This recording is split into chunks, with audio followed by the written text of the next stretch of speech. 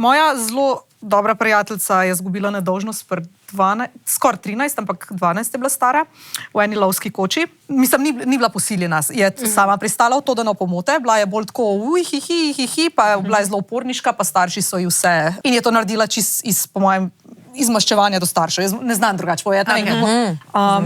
In je to naredila takrat in potem je naredila čez en mesec z enim drugim. Počutila se je, ko je to prvič naredila, totalno sramočeno, pol je bilo bed, ko je bilo konc. Ko je naredila to pri 13 je bilo bed, ko je to naredila pri 15 je bilo bed in bilo je bed. Se pravi, definira vse nadaljne odnose potem, ja? Stara približno isto kot jaz, ne?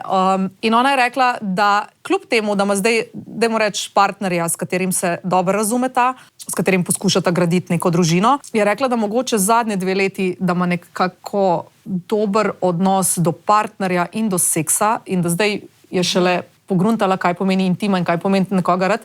Ona je zaradi tega, to hočem povedati, zaradi tega svojega seksa pri 12 sama sebe ni imela rada, zares seksa ni imela rada. To je bilo nekaj, da gre v štacuno po kruh, dobesedno, je tako, to je bila njena primerjava. Ko da gremo v štacuno po kruh, tako se dam lahko zdol z enim in ni imela nobenega odnosa in je trpela k 100 mater zaradi tega.